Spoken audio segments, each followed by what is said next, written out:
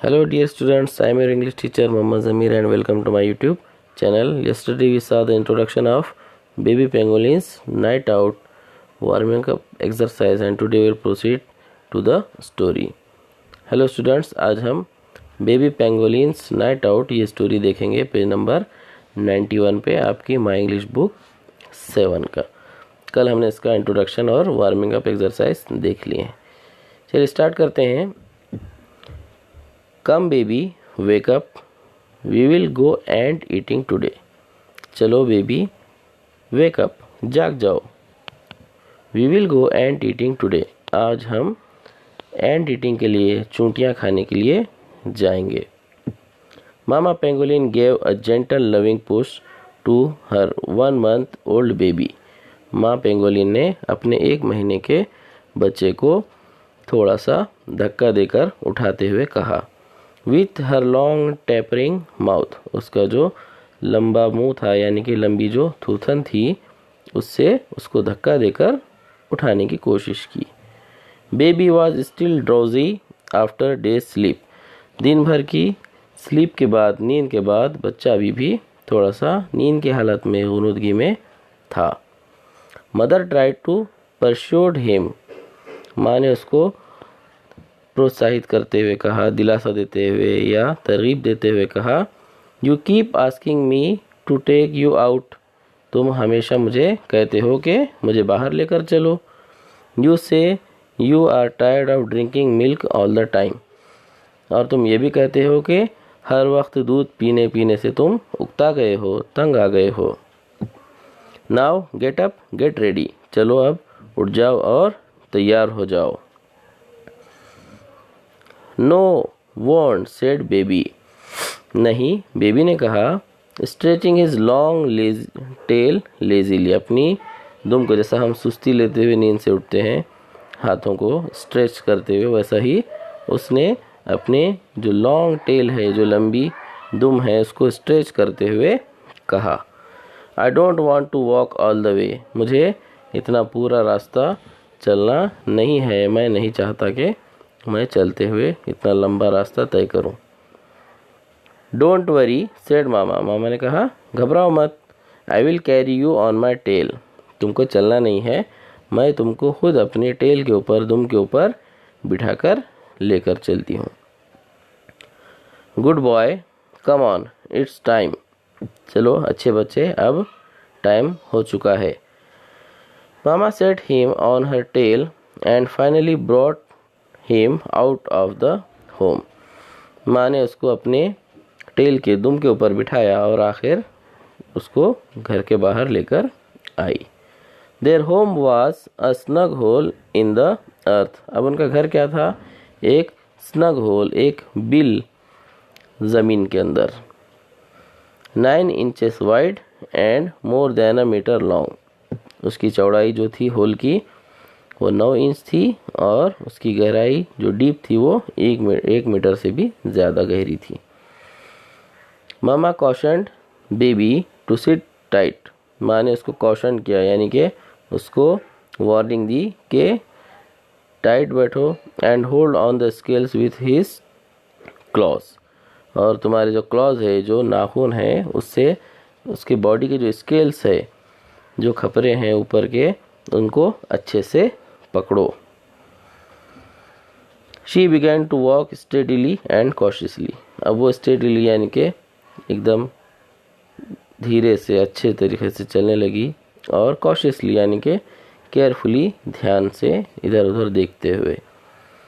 Just then अ पोर्कुपाइन went पास them, तभी उनके सामने से एक पोर्कुपाइन गुजरा। पोर्कुपाइन आपने देखे हैं कि एक छोटा सा जो है जानवर होता है खरगोश जितना, और उसके पीछे पूरे कांटे कांटे लगे हुए होते हैं, उसे पोर्कुपाइन कहते हैं। तभी उनके सामने से क्या होता है, एक पोर्कुपाइन गुजरता है। हुज दैट बेबी वंडर्ड, अब बच्चा उसको देख के हैरान हो जाता है, अरे ये कौन है?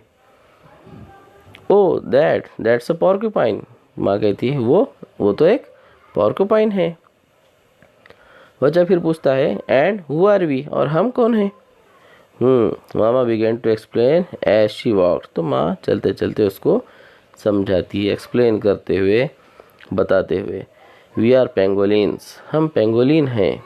वी हैव मेनी कजिन्स, हमारे बहुत सारे अलग अलग प्रजाति मतलब टाइप के कजिन्स है, भाई बहन हैं। 4 of them are in Africa, उनमें से 4 अफ्रीका में पाए जाते हैं। एंड 4 आर इन एशिया, और दूसरे 4 एशिया में पाए जाते हैं। वी लिव इन इंडिया, क्योंकि हम इंडिया में रहते हैं। सो पीपल कॉल अस इंडियन पेंगोलिन, तो लोग हमें इंडियन पेंगोलिन बुलाते हैं। In the northern part of India, और भारत का जो नॉर्दर्न पार्ट है, उत्तरी भारत जो है, our cousins Chinese pangolins are also seen, वहाँ पर हमारे जो दूसरे भाई बंधु हैं चाइनीज़ पेंगुलिन, वो वहाँ पाए जाते हैं। ठीक है, अब साइड के क्वेश्चंस देख लेते हैं हम। लिसन एंड आंसर, सुनो और उत्तर दो, इसका जवाब दो। What did mama pangolin do, why, mama pangolin ने क्या किया और क्यों किया। Mama pangolin gave a gentle loving push to her 1 month old baby, why, क्यों उसको उठाने के लिए, to wake up the baby pangolin. How did mama pangolin carry her baby, mama pangolin ने अपने बेबी को किस तरीके से कैरी किया। Mama pangolin carried her baby on her tail, उसको अपनी दुम पर बिठाकर कैरी किया। What did mama and baby see on their way, रास्ते में उनको क्या नज़र आया, उनको the mama and baby pangolin saw a porcupine, उनको एक पॉर्क्यूपाइन नज़र आया। गेस वेयर दे लिव, पहचानो वो कहाँ रहते थे, वो एक स्नग होल में इन द फॉरेस्ट, जंगल में। उसके बाद कुछ वर्ड्स की मीनिंग है। कॉशन यानी कि वार्न, वार्निंग दी। कॉशियसली यानी कि ध्यान से, केयरफुली। चलिए बढ़ते हैं नेक्स्ट पेज के ऊपर।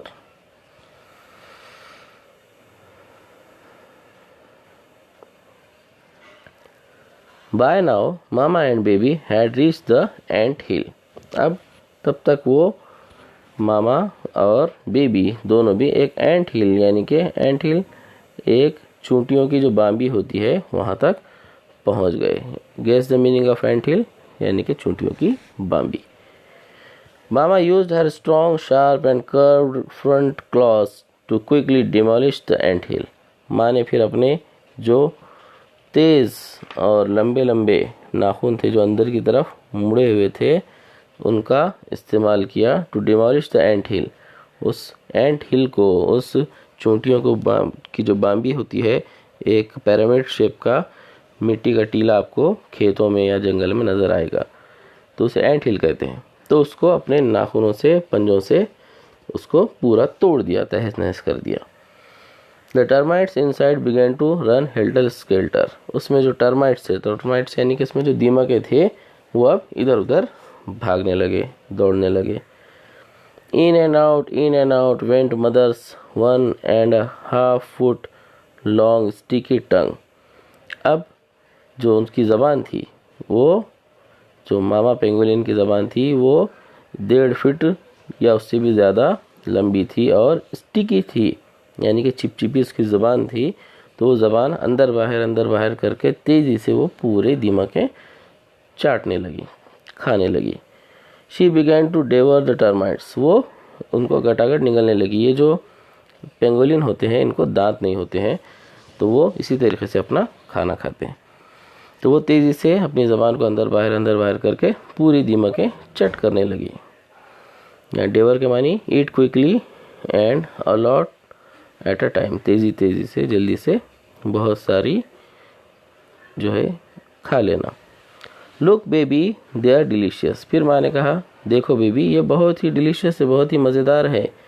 ईट देम अप, इन्हें खाओ, क्विकली, जल्दी से। This is how we pangolin gobble up termites, यही तरीके से हम टर्माइट्स को गॉबल करते हैं। गॉबल यानी कि निगल लेना, हम इसी तरीके से टर्माइट्स को, दीमकों को निगलते हैं।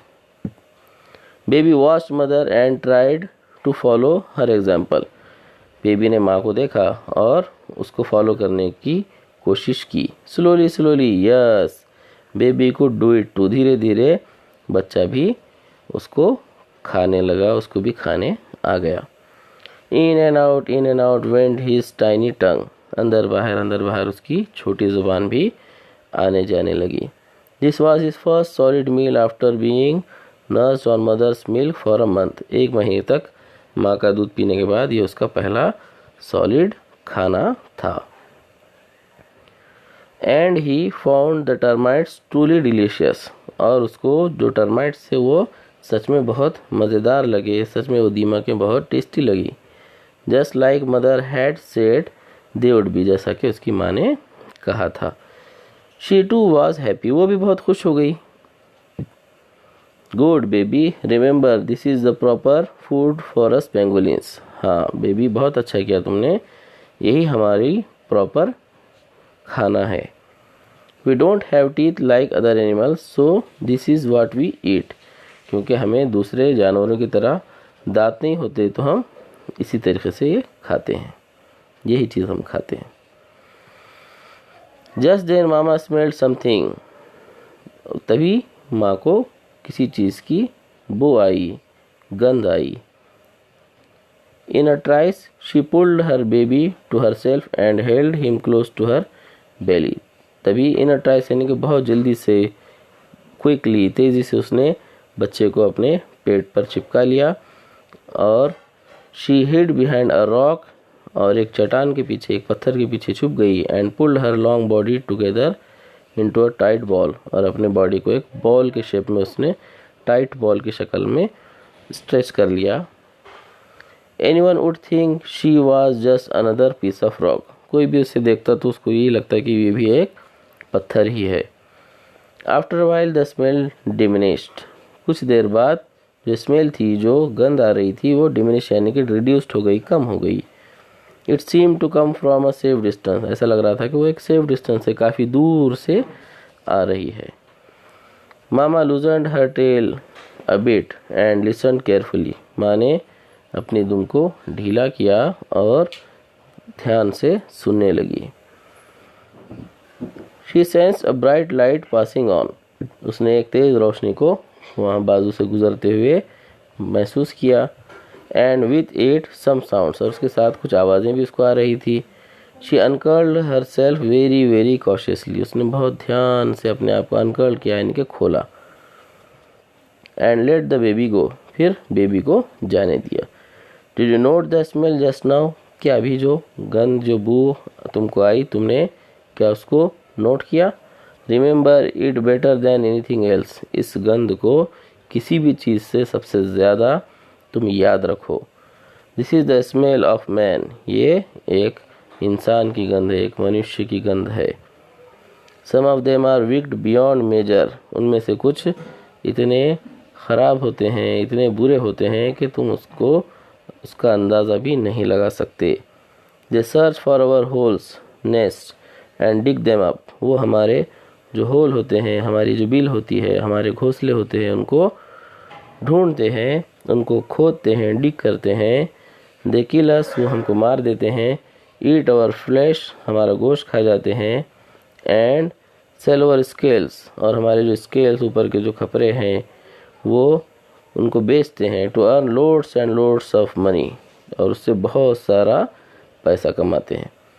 Humans think our scales are medicinal, इंसानों को लगता है कि हमारे जो स्केल्स हैं उनके अंदर औषधि खूबियाँ हैं, दवाओं की खूबियाँ हैं। ठीक है, अब इसके भी कुछ वर्ड्स मीनिंग तो हमने देख लिए हैं, देख लेते हैं फिर भी। Is the meaning of ant hill, यानी कि चूंटियों की बाम्बी, दीमक की बाम्बी। डेवर यानी कि तेज़ी से, जल्दी से खाना।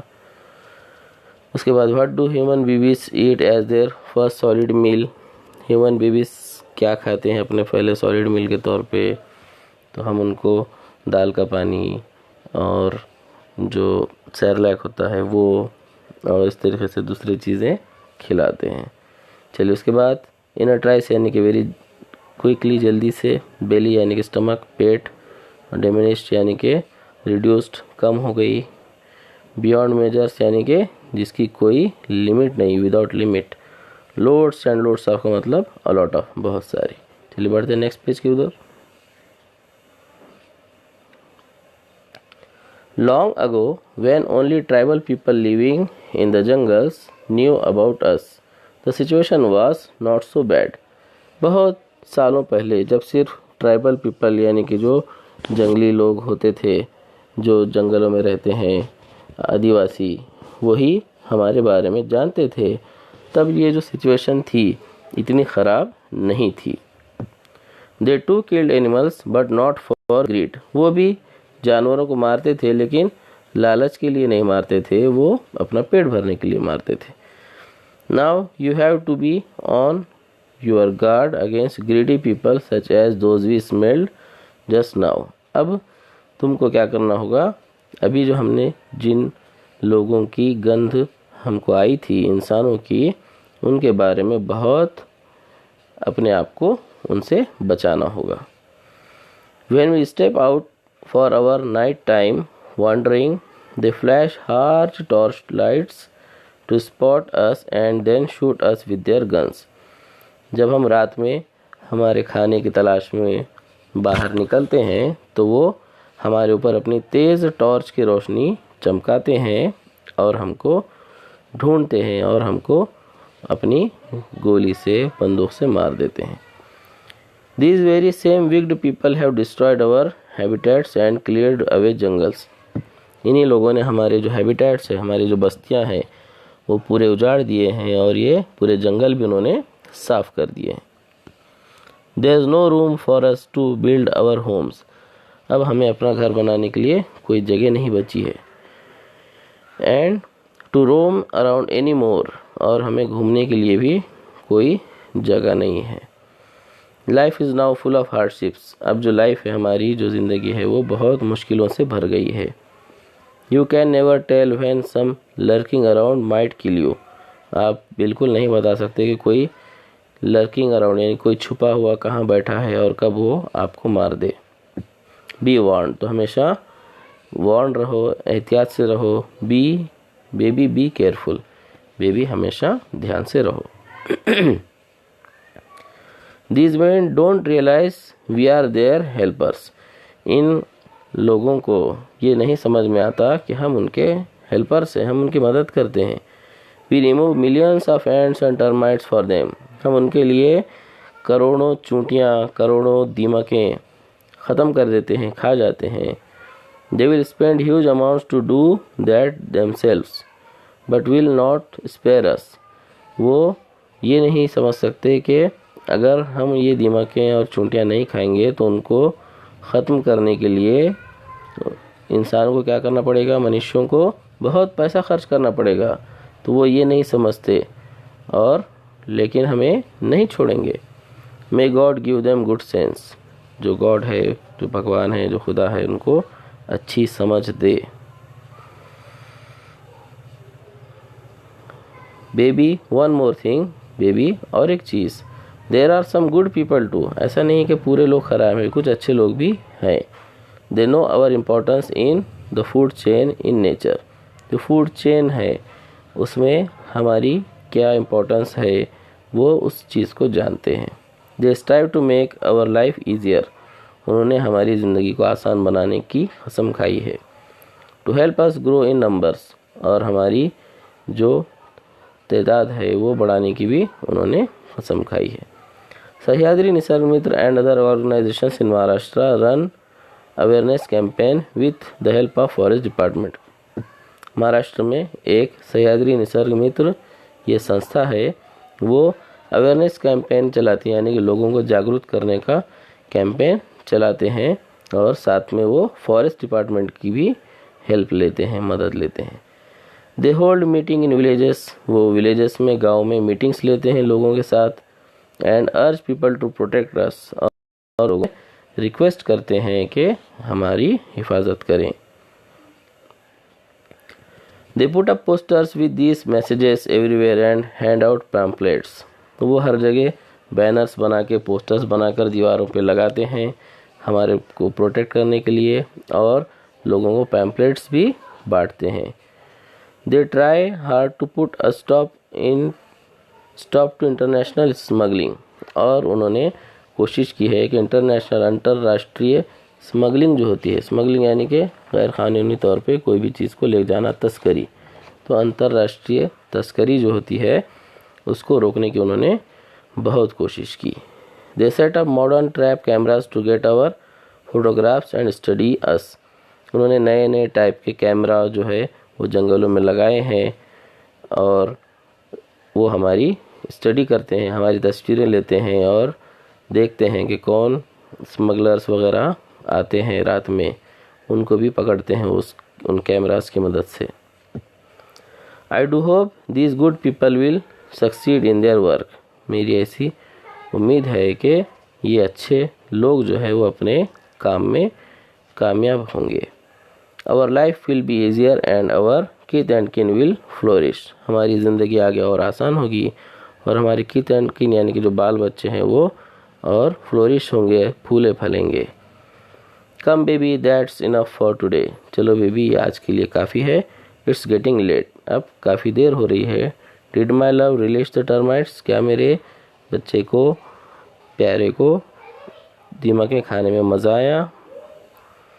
We will return here tomorrow night. कल हम यहाँ वापस आएंगे।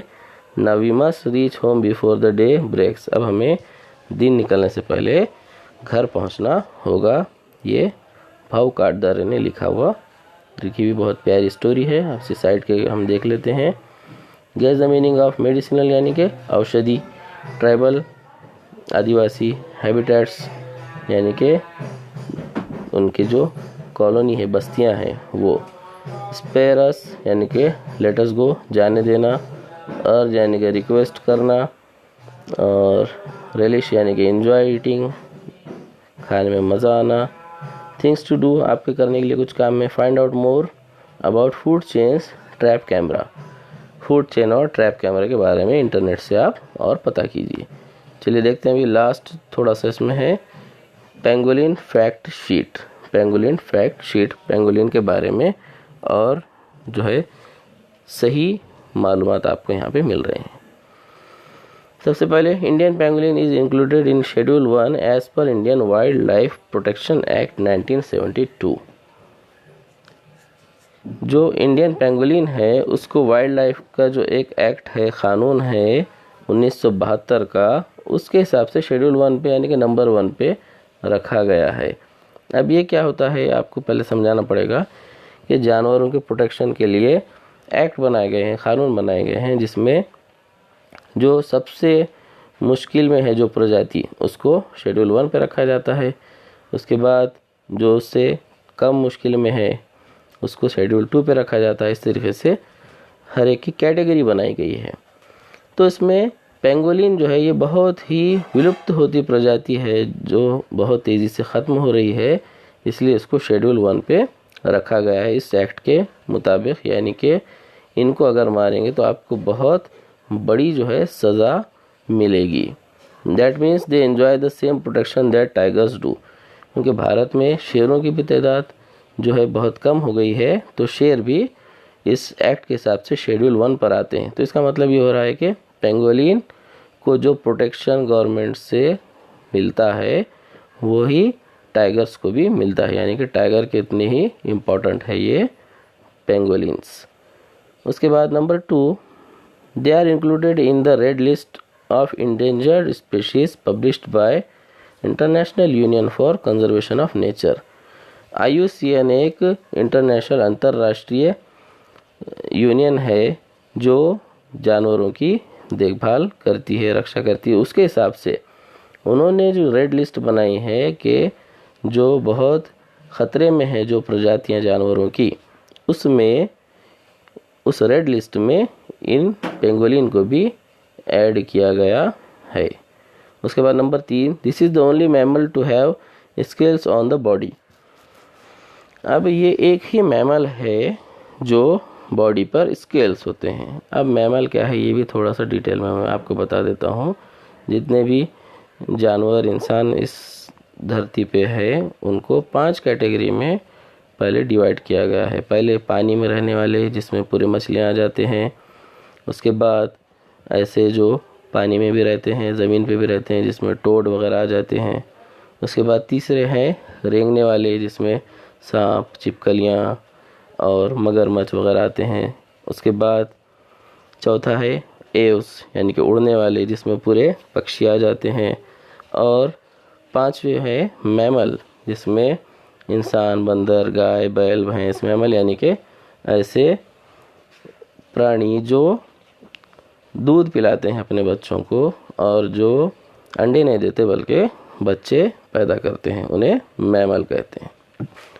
तो ये जो है ये रेंगने वाले जानवरों में नहीं आता। जैसा कि दिखने में ऐसा लगता है जैसा कि ये कोई छिपकली या मगरमच्छ की प्रजाति का जानवर है, लेकिन ये वैसा नहीं है, बल्कि ये इंसानों की कैटेगरी में आता है।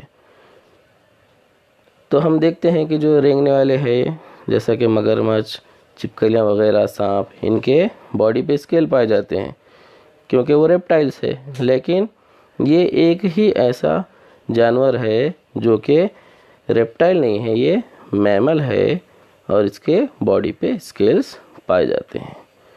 The scales are made of a protein called keratin. ये जो स्केल होते हैं, इसके ऊपर जो खपरे होते हैं उसके बॉडी पर, वो एक प्रोटीन से बने होते हैं जिसका नाम है केराटिन। आवर नेल्स, हमारे नाखून, हेयर, बाल, राइनोस हॉर्न, एक गेंडे का सींग, ऑल कंसिस्ट ऑफ केराटिन। ये सब केराटिन नामी प्रोटीन से बनते हैं। The scales on a pangolin's body comprise as much as 20% of its total body weight. तो एक पेंगोलिन का बॉडी का जो वेट है, समझिए 10 किलो है, उसमें से 20% यानी कि 2 किलो तो उसके इन स्केल का वज़न होता है। चौथा फैक्ट देखते हैं हम। Pangolin scales are used in Chinese medicine and are in great demand. Chinese के जो औषधि हैं, जो दवाएं हैं, उसमें पेंगोलिन के स्केल का यूज़ किया जाता है, इसलिए उनकी बहुत ज़्यादा मांग है। That has given rise to international smuggling. इसीलिए इंटरनेशनल स्मगलिंग यानी कि अंतर्राष्ट्रीय तस्करी इसकी वजह से बहुत ज़्यादा बड़ी है ऑफ पेंगोलिन स्केल, पेंगोलिन की स्केल की। इसलिए जो स्मगलर है वो इनको मारते हैं, इनके स्केल्स जो है कट करके उसकी स्मगलिंग करते हैं। However, it has been proven in many researches that keratin has no medicinal properties. हालांकि ये बहुत सारे रिसर्च में ये तय हो गया है कि केराटिन में कोई भी औषधि प्रॉपर्टी खूबी नहीं होती।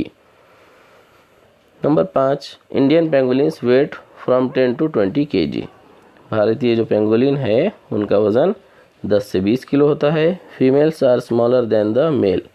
इसमें जो मादा होती है वो नर से छोटी होती है। Their total length is 60 to 75 centimetre. उनकी पूरी जो लंबाई है, उनकी जो नाक से लेकर उनके दुम तक, वो 60 से 75 सेंटीमीटर होती है। And the tail is 40 to 45 centimetre long.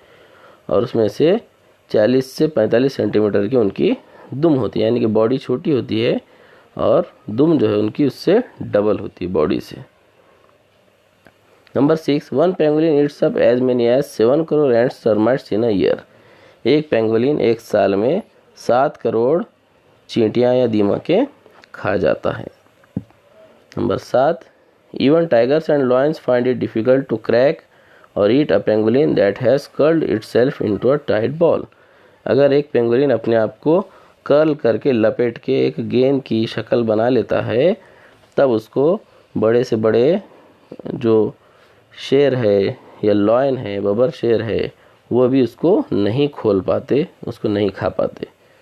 Number 8, a pangolin uses its strong claws and tail to climb up a tree. Pangolin अपने नाखूनों का प्रयोग जो है पेड़ पर चढ़ने के लिए भी करता है। और number last 9, pangolins have a weak eyesight but a strong sense of smell. Pangolin की नज़र कमज़ोर है लेकिन उनकी जो सूंघने की शक्ति है वो बहुत ज़्यादा होती है। तो हमने ये बहुत अच्छे से ये टॉपिक जो है पढ़ लिए हैं। इसके जो वर्कशॉप है, क्वेश्चन आंसर है, वो हम नेक्स्ट वीडियो में देखेंगे। Thank you very much.